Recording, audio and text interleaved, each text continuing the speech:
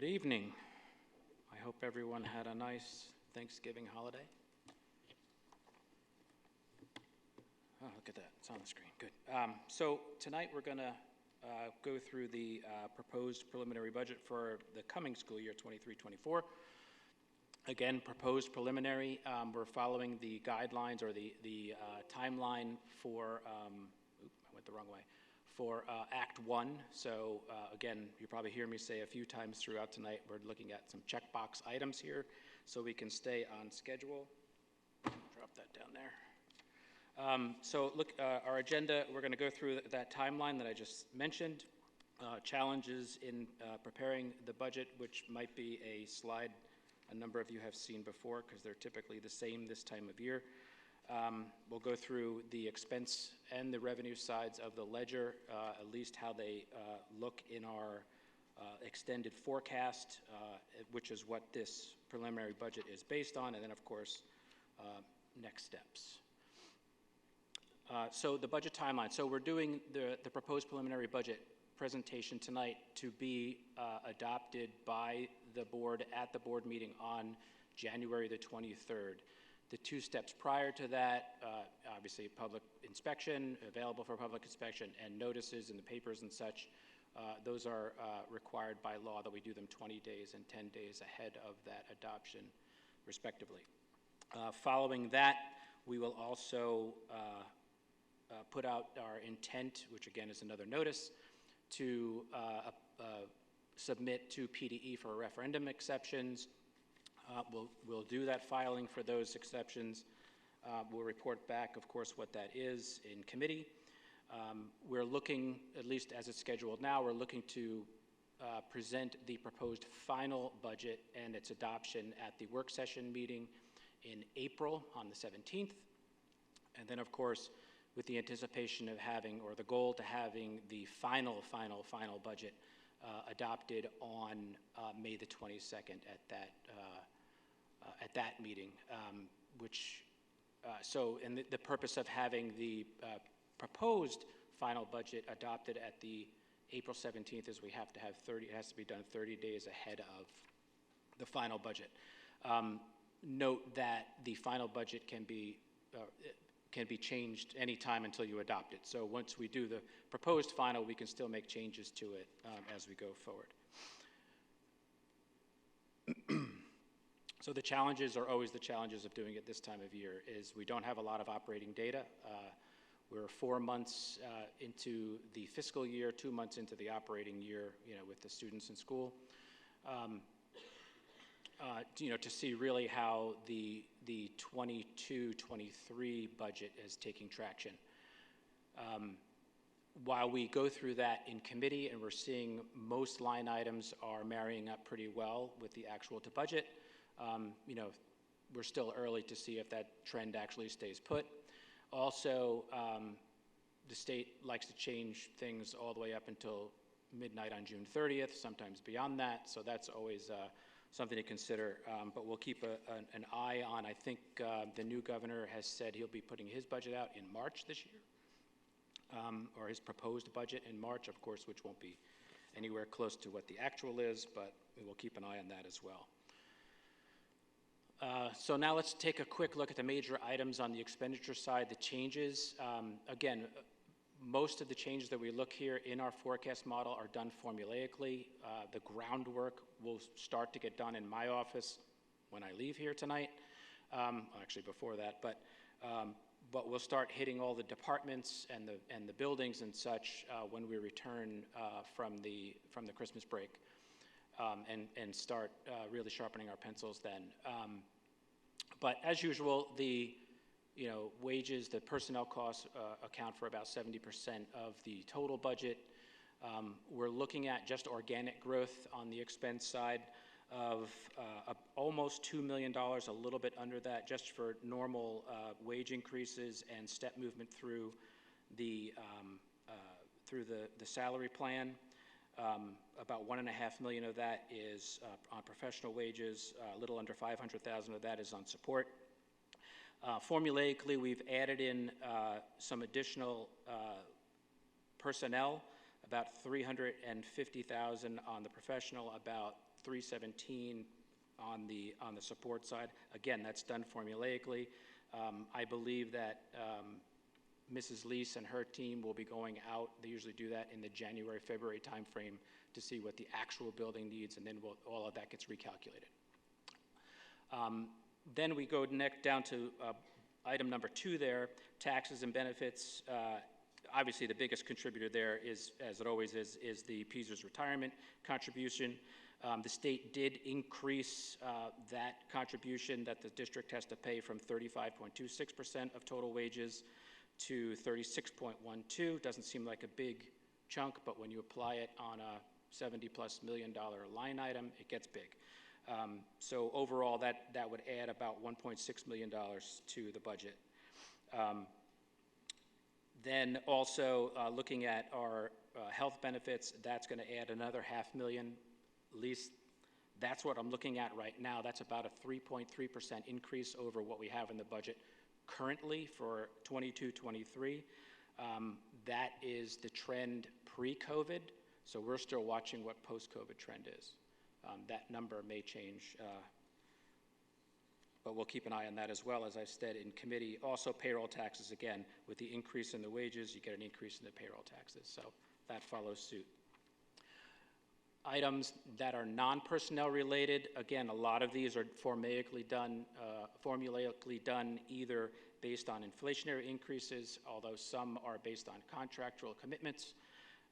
So when I look at these, I'm looking at about a little over $700,000 for special education services, transportation about $660,000, and so on down the line. Again, a lot of those estimates are just that, they're estimates. So as we go down and deeper into the ground level work, those numbers will also change. Again, like I said, we're going through a checkbox item now for Act 1. So now when I look at everything piled up together and comparative to the final budget of this current school year, what you're looking at, I mean, we can look at the numbers and get blown away, but I look at that bottom right-hand column and I look at 4.65% growth. That's not terribly far out of line to what we've been trending in the past few years. Usually it's around 3 or 4%, right in that neighborhood. So it's a little bit taller. Again, preliminary numbers. Everything's going to change as we get down to the ground level and looking at that. If I look on the revenue side of the ledger, and again, looking at just the major items, real estate taxes, organic growth, about 1.5% is typically organic growth that we have here. That would be about $1.8 million. Delinquent tax collections, we never really had a delinquent tax problem, like a large delinquent tax problem, like thankfully that some districts have. So our inventory there has stayed pretty stagnant, so we're expecting very, very small increase there, under 100,000. On the state side, the basic education funding subsidy, about 175,000. Transportation, again, all of this is going to come down to what the state says, and we said we don't know until the 11th hour for that. But the biggest contributor there on the state side is going to be the subsidy for the PSERS retirement and the FICA, which is based on the increases that we had in the wages. So spend more, you get a little bit more back on the other side. Federal, you guys were just talking about ESSER funding. We're expecting that to drop off as those programs start to wind out. The biggest pieces that we have left right now do relate to the learning loss stuff that Dr. Murray was alluding to. And then in September of 24, I think we're kind of done. So if I look comparatively at what we have for the revenues, again, I'm looking at that middle section there. I'm looking at about 1.33% of organic growth versus 4.6% of expense growth. So that's where our differences always come into. The expenses tend to go a little bit quicker than the revenue side of things. So when I look at the two together, again, checkbox item, we're about $7.9 million of a budget gap that we'll be looking to fill up. And that's what happens in the next phase of this. So again, this is a preliminary budget. The final will likely look a lot different once we hit the ground running in January. Just to close and to make everyone aware, the ACT index this year is 4.1%. So the maximum amount of a tax increase would be that much. It's important to note that last year it was 3.4%. The year before that it was 3%. So you can see where that trend is kind of going up. This number is this number for a reason. A lot of it has to do with inflation. So keep that in mind as we go forth. Inflation impacts the school district as much as it does any other business. Referendum exceptions, my estimate for those once they come back would be about $2 million, maybe a little bit north of that. Again, and that would be an amount that could be put on top of that 4.1% if the need arises. So the next step, the big next step right here for the board is the adoption of the proposed preliminary budget at the January meeting, so we can get that filed and check that box with the state. For us in administration and in the building levels, it will be compiling and putting our budget books out, getting them back, and recompiling for our committee meetings for further discussion in progressing this through. It's going to take a number of months to put all that together, but I expect that we'll have a pretty good idea by March about where we're likely going to end up. With that, any questions? Thank you very much for all that information. I know you have a lot of work that you've done and a lot more that you have to do, so appreciate that. Is there anyone on the board who had any questions? I have questions. So just a few. These estimates that you create here, can you just elaborate a little bit on, while they are only ballparks, only estimates, because we haven't sat down, you haven't gotten the true numbers yet of what's needed and things like that. Are you basing that on your past observation or what have you from previous years?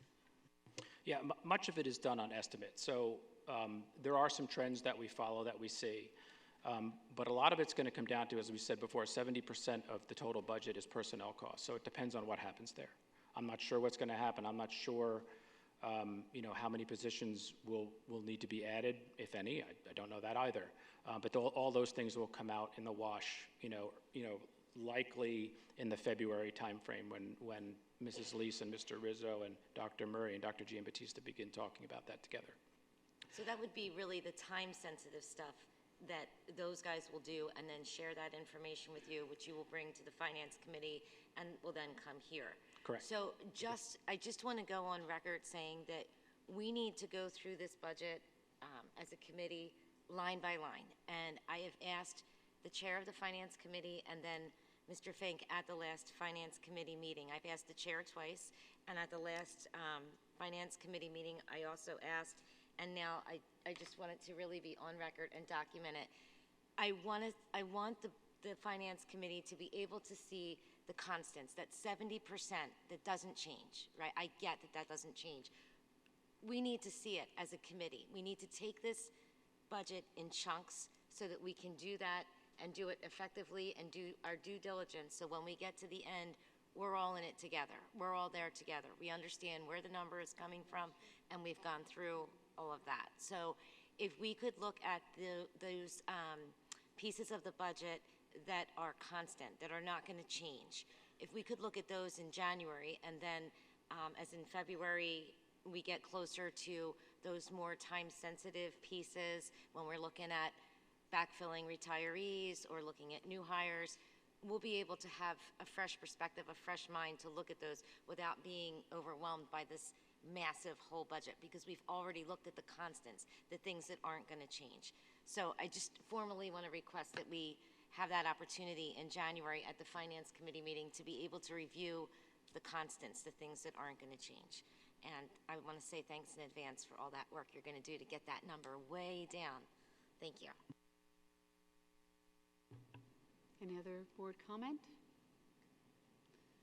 On the revenue slide, when you mentioned that, I don't recall you making mention of PlanCon. That was on there. Could you explain to people what PlanCon means, a kind of a unique term? Sure. So, yeah, PlanCon is a subsidy that districts get from the state. It's kind of a give back on their bond borrowings. So if you built a building and you could apply for PlanCon money, and they would reimburse you for a portion of that. That was put on moratorium, Mr. Fitzgerald, back in like 2016, somewhere in that neighborhood. So no one has had the ability to do that since then, and we're kind of just winding, it seems, out of that program. The reason for that revenue drop that I had there, and I'm glad you brought that up, I did mean to mention that, I had it in my notes too, is because we have 2 issuances of bonds that we will be paying off this year. So that will be done. We will not see any more PlanCon money from that, and that's what that $400,000 was related to. Does that answer your question? Yes, it does. Okay. Thank you. All right. No comments, just thank you for the work, and I know that this is a big undertaking, especially at this time of year. And frankly, like, I don't have any questions. None of this is a surprise. I think that the conversation that we had in May, you kind of foreshadowed the ACT index being around where it is. So, I think at this point, I have a good feel for where we are and more work to be done, to Mrs. Zowski's point. All right. So thank you very much, Mr. Fink.